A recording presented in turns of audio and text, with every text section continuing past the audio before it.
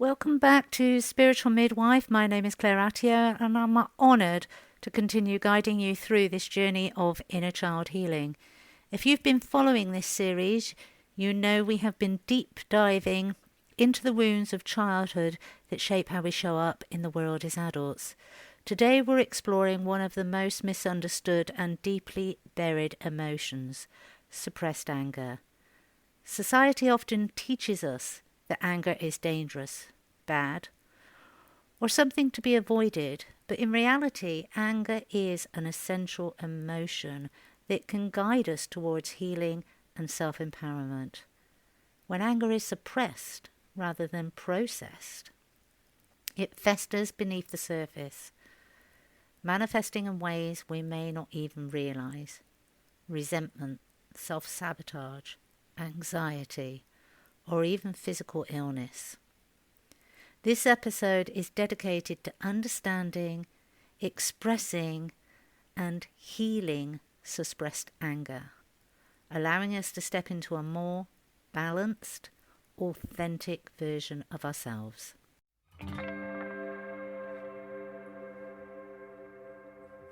Welcome to Spiritual Midwife, the podcast that tenderly guides you through the transformative journey of spiritual awakening and personal development towards the ultimate destination of soul sovereignty. I'm Claire Attio, a medicine woman and dedicated guide to the profound realm of soul sovereignty, and you are listening to Spiritual Midwife.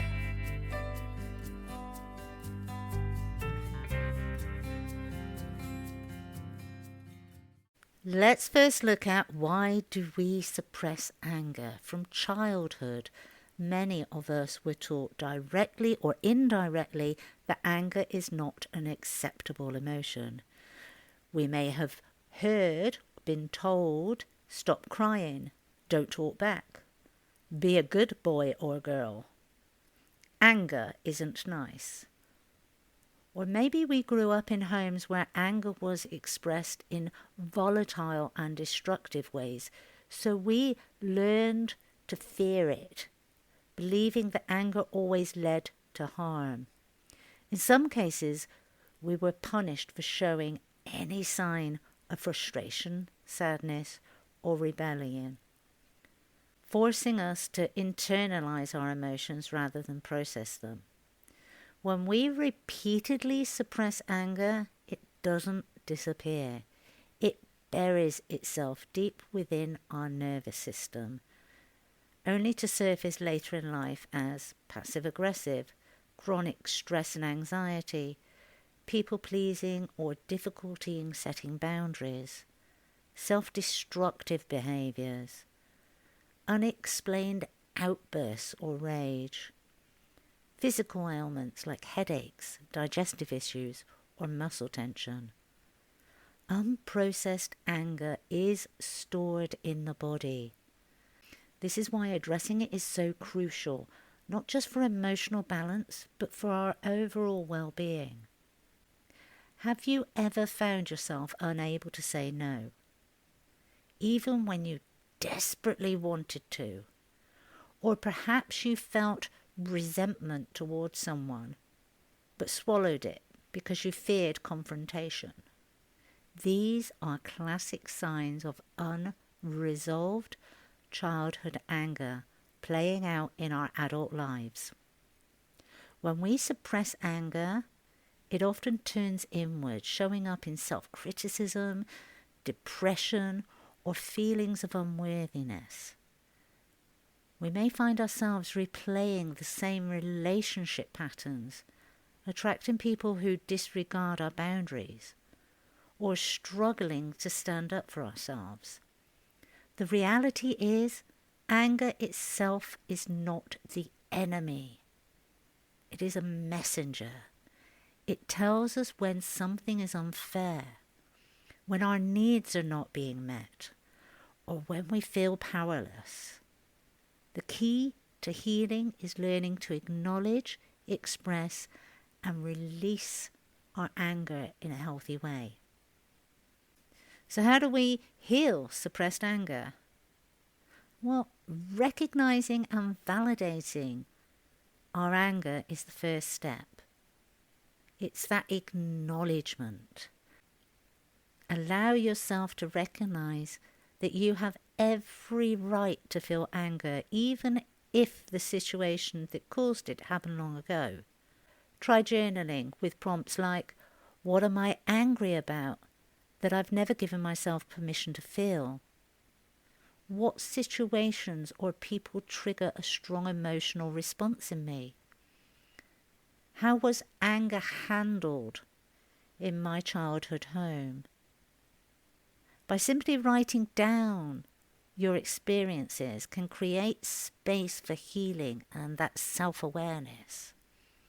Somatic release is another way. Let the body speak. Since anger is stored in the body, releasing it physically is essential. Some powerful ways to do this include punching a pillow or screaming into it, shaking or dancing to move stagnant energy around, hitting a mattress with a rolled up towel, breathwork exercises to release stored tension, and one that is my favourite, walking out in nature into a wooded area and screaming.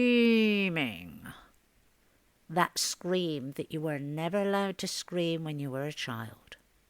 Give yourself permission to move the anger out of your body, knowing that it's safe to do so.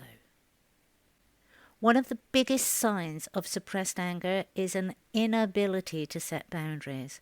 When we don't honour our needs, resentment builds. A simple yet powerful practice is to start using clear, direct communication. I don't feel comfortable with that. That doesn't work for me. I need some space right now. Each time you assert yourself, you reclaim your power and you heal your inner child's suppressed voice. Anger is energy and it can be transformed into creativity. Engage in painting, writing, music or movement. How many powerful songs have you heard that have come from somebody's anger, where they have turned it into powerful lyrics? How many dance recitals have you seen that is full of passion? That's how we can transform. It can be really cathartic to channel the suppressed emotions in a positive way. Writing a letter that you never send to the person you feel angry towards. Burning it is really symbolic of letting go completely. You burn it up. You use the element of fire, which is a very passion orientated, and you just release it back to the universe. You let those words of anger that have been festering within you, you put them down on paper, and then you burn it, and you release it. Paint or draw your emotions. Psychologists do this with children a lot when they're working with children, but as an adult, put all your rage, all the anger onto the paper. And be mindful of the colours that you actually choose. That can be very insightful as well. And then, once it's out of your body and onto the canvas, then create something magical, something beautiful by adding beauty, adding love onto that canvas. Listen to music. That helps you to connect with and release frustration. Music has always been a go-to for many, many people. Don't underestimate its power. Ultimately, allow your inner child to express itself freely without fear of judgment. And instead of viewing anger as a negative force, begin to see it as a teacher. When anger arises, ask yourself, what is this anger trying to show me? Where do I need to make a change in my life? How can I use this emotion as fuel for self-empowerment? And that last question can really propel you forward when done using discernment and wisdom. I use all negative experiences, I alchemize them, not in any magical way, but in an internal looking at, reviewing, reflecting. How can I turn that really negative experience into something positive? How can I use it as a fuel, as a power to move me to where I want to go and who I want to be? And a really good phrase to remember is rejection is God's protection. Now, some of you won't be religious and that's fine. You can change it to rejection is protection. I'm a true believer that nothing that is truly meant for us passes us by. It may be stagnated, it may be held back, we may have to wait for it. But if it's truly meant for us, it will come to us. Sometimes the things that trigger anger, being overlooked, being let down, being rejected, are actually divine interventions, redirecting us towards something better. Anger is not here to destroy, it's here to liberate. It helps you to find out and reconnect with the true soul essence of who you are. It is a signal that something is out of alignment and it needs your attention.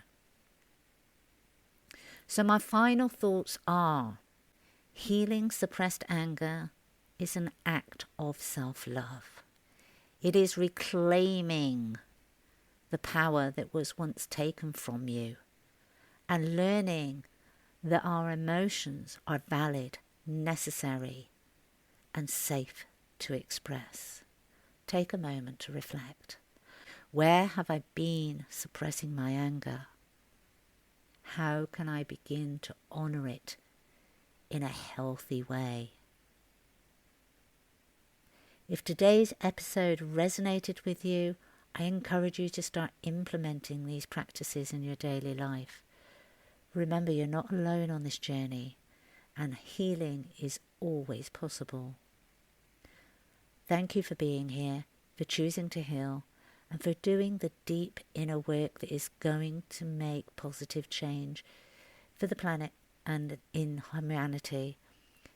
If this episode spoke to you, share it with someone who might need it, and be sure to subscribe for the next episode. Until next time, honour your emotions, trust your journey, and know that your anger is a sacred part of your healing.